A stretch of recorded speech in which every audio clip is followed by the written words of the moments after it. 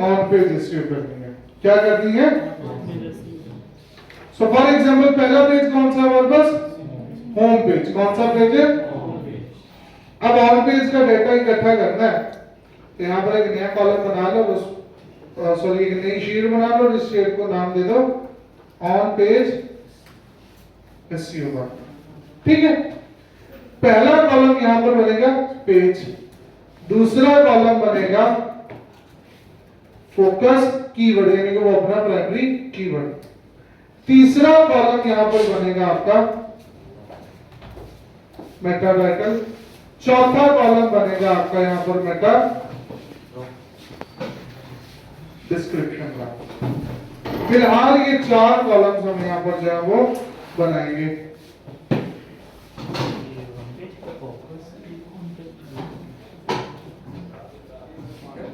और ये जो पेजेस थे इनको मैं कॉपी करके यहां पर ले आता हूं।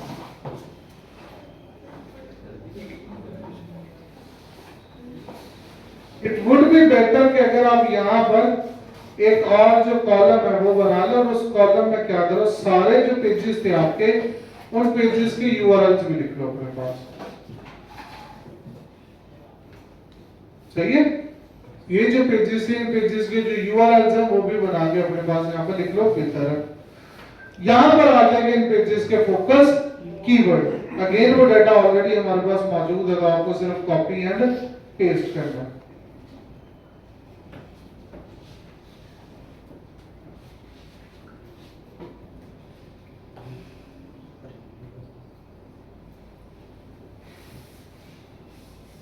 क्या हो गया? जो डेटा हमें यहां पर बनाना है या ऐड करना है वो है Meta title and Meta description. अब मेटा टाइटल क्या है और मेटा डिस्क्रिप्शन क्या है? देखो हर पेज का कोई ना कोई टाइटल होता है। एक्चुअल में तो उस पेज की जो H1 हेडिंग होती है वही क्या होती है, उस पेज का टाइटल होता है। यानी कि मैंने अगर एक पेज बनाया उस पेज पर एक H1 हेडिंग बनाई तो वही H1 हेडिंग क्या बन गई, उस पेज का टाइटल बन गया। क्या बन गया? पेज का टाइटल। अब वो जो H1 है वो आपके कंटेंट का पार्ट है। किसका पार्ट है? कंटेंट का पार्ट। H1 क्या? हेडिंग 6 हेडिंग्स होती है हमारे पास। सबसे मेजर HTML टैग्स होते हैं हेडिंग के, सबसे मेजर होता है H1 और सबसे आप कह लो जो या माइनर होता है वो होता है H6। ठीक है, हर पेज पर या किसी भी पेज पर आप एक से ज्यादा H1 नहीं बना सकते। मेरे पास अगर 10 पेजेस है तो हर पेज पर सिर्फ कितनी H1 होंगी? एक से ज्यादा H1 नहीं बना सकते, क्योंकि H1 ही एक्चुअल में पेज का टाइटल होता है। H1 ही एक्चुअल में क्या होता है? पेज का। तो अगर हमने एक से ज्यादा H1 बना दी दैट सिंपली मींस आपने उस पेज पर एक से ज्यादा क्या बना दी? हेडिंग्स बना दी। क्या बना दी? एक से ज्यादा हेडिंग्स। तो अगर आपके पेज पर एक से ज्यादा हेडिंग्स होंगी तो इन दैट केस करिए जो गूगल है वो कंफ्यूज हो जाएगा। गूगल क्या हो जाएगा? जब गूगल कंफ्यूज होगा तो उसका इशू ये होगा या वहां पर आपको इशू ये देखने को मिलेगा कि गूगल आइडेंटिफाई नहीं कर पाएगा कि यहां पर एक्चुअल में आपका पेज का टाइटल क्या है। जब उसे ये नहीं पता होगा कि एक्चुअल पेज टाइटल क्या है तो वो वहां पर डिफरेंशिएट भी नहीं कर पाएगा, उसे पता नहीं चलेगा कौन सा पेज है और ये किस काम के लिए बनाया गया। तो वहां पर ये वाली जो कंफ्यूजन है वो बिल्ड हो जाएगी। ठीक है, तो इसलिए हर पेज पर सिर्फ कितने H1 होनी चाहिए? एक। अब एक और चीज है, जब गूगल किसी भी पेज को रीड करता है, किसी भी पेज को रीड करता है, तो फॉर एग्जांपल अगर गूगल आया और गूगल ने सर्च किया SEO, गूगल एज्यूम दैट आपकी वेबसाइट के इस वाले पेज पे लैंड कर गया। सही है,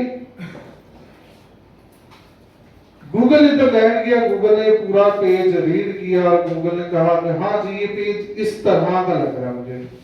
सही है, and based on that data मैं इसे अपनी तरफ से एक टाइटल असाइन करता हूं। क्या असाइन करता हूं? एक टाइटल असाइन करता हूं। जो टाइटल गूगल असाइन करेगा इस पेज को वो टाइटल होगा यहां पर show, search engine result page पर। ये जो ब्लू कलर में टेक्स्ट नजर आ रहा है, this is called Meta title. ये क्या कहलाता है? क्या कहलाता है? ये आपके पेज की प्रॉपर्टी नहीं होती, यानी कि ये हेडिंग मैंने अपने पेज पे नहीं लिखी होती। गूगल आया, गूगल ने पूरा पेज रीड किया, कंटेंट समझा, सब कुछ समझा, बेस्ड ऑन दैट उसे जो समझ आया उसने आपके पेज के लिए एक टाइटल बना दिया। रुक जा। Based on the content and understanding उसने आपको क्या असाइन कर दिया? एक टाइटल। और वही चीजें समझते हुए उसने उस पेज के लिए बना दी एक डिस्क्रिप्शन। क्या बना दी? वो जो टाइटल था वो बन गया मेटा टाइटल, और जो डिस्क्रिप्शन थी वो क्या बन गई? Meta description. अब जी दोनों काम गूगल अपनी मर्जी से कर रहा है। हो सकता है वो आपकी H1 को डिट्टो उठा ले, और हो सकता है वो अपनी मर्जी से बना दे। से समझ लगी? अब अगर वो H1 उठा ले तो H1 कंटेंट के हिसाब से बनाई गई थी हमारी, अपनी मर्जी से बना रहे तो उसकी जो मर्जी है वो जो दिल चाहेगा बना देगा। हमारे हाथ में जो कंट्रोल है वो वहां पर नहीं होगा। टू गेट दैट कंट्रोल हम क्या करते हैं? हम अपने पेज पर खुद मेटा टाइटल बना देते हैं, यानी कि गूगल इससे पहले गूगल मेटा टाइटल बनाए और वो यूज करे, हम उससे पहले खुद टाइटल बनाकर दे देते हैं गूगल को, और हम गूगल को कहते हैं कि भाई आप हमारा ये वाला जो टाइटल है इसको यूज करें, जो टाइटल आपने बनाने हैं या बनाए हैं वो टाइटल आप यूज ना करो। ठीक है? इस काम के लिए हम अपने वेब पेजेस पर क्या बना देंगे? Meta title. और डिस्क्रिप्शन के लिए भी क्या बना दोगे? Meta description. जब हम ये दोनों काम कर लेंगे तो ये जो हमारा मसला है, ये मसला ऑटोमेटिकली रिजॉल्व हो जाएगा। समझ लगी? अब ये जो मेटा टाइटल है या मेटा डिस्क्रिप्शन है, इसको लेकर कुछ गाइडलाइंस हैं जो कि हमें फॉलो करनी होती है। ठीक है? पहली चीज तो ये कि ये जो मेटा टाइटल अगर आप चाहते हैं पूरा शो हो, पूरा शो हो, जैसे ये पहले वाला शो हो रहा है, then you will have to follow the guidelines. और अगर आप इस चीज में कॉम्प्रोमाइज कर सकते हो, जैसे कि दूसरी वेबसाइट में कॉम्प्रोमाइज किया हुआ है, उनका टाइटल पूरा शो नहीं हो रहा बट रैंक वो भी कर रहे हैं। समझ लगी बात की नहीं? मतलब अगर तो मैं टाइटल की लेंथ को कंट्रोल करूंगा तो टाइटल पूरा शो होगा, कंट्रोल नहीं करता तो टाइटल पूरा शो, बट रैंक दोनों कर सकते हैं। रैंक यहां पर दोनों कर सकते हैं। ऐसा नहीं है कि अगर मैं टाइटल को लिमिट्स को फॉलो करके बनाऊंगा फिर ही रैंक होगा, नहीं तो मैं रैंक नहीं कर सकता। ये लिमिट्स हैं क्या? देखो मेटा टाइटल के केस में आपके पास जो लिमिट है वो होती है 60 कैरेक्टर्स की, यानी कि आपके मेटा टाइटल की लेंथ कितनी होनी चाहिए?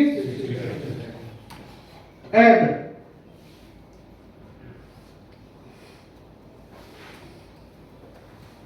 $580 पिक्सल्स।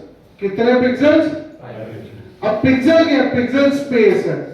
स्क्रीन में स्पेस को काउंट करने के लिए हम इंचेस या फीट वगैरह को यूज नहीं करते। स्क्रीन के केस के लिए इन चीजों को काउंट करने के लिए या डिस्टेंस को मेजर करने के लिए हम पिक्सल्स का इस्तेमाल करते हैं। किस चीज का इस्तेमाल करते हैं? पिक्सल्स का इस्तेमाल करते हैं। तो जो टाइटल है, गूगल ने उस टाइटल के लिए 50 आप कह लो कि जो 580 पिक्सल की जो स्पेस है वो आपको दे दी कि भाई ये 580 पिक्सल है, आप इन 580 पिक्सल में जो भी टाइटल बनाना चाहते हो, लगाना चाहते हो, लगा लो। अगर वो विद इन दीज 580 पिक्सल होगा तो वो पूरा शो होगा, और अगर उसकी लेंथ इससे ज्यादा हुई तो फिर जो है वो पूरा शो नहीं होगा। क्लियर होगी ये बात? तो ये होगी हमारी 2 गाइडलाइंस। अब आती है तीसरी गाइडलाइन। तीसरी गाइडलाइन क्या है जी?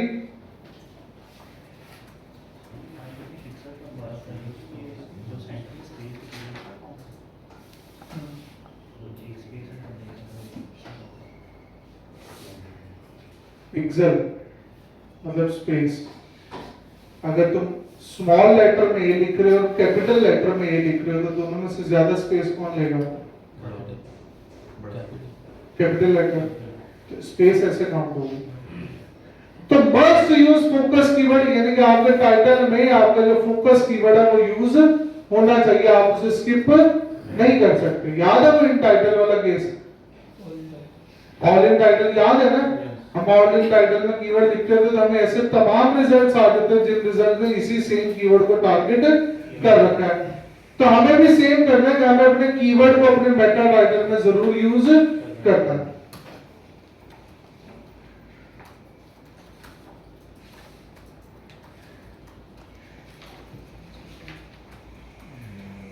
Don't use too much keywords, बहुत ज्यादा कीवर्ड्स यूज करने की जरूरत नहीं है। एक कीवर्ड यूज करो और कोई सेंटेंस वगैरह बना दो, प्रोज एंड कॉन्स बता दो, पॉजिटिव्स या नेगेटिव्स बता दो, ठीक है, ताकि आप अपने यूजर को कंपेल कर सको, ठीक है।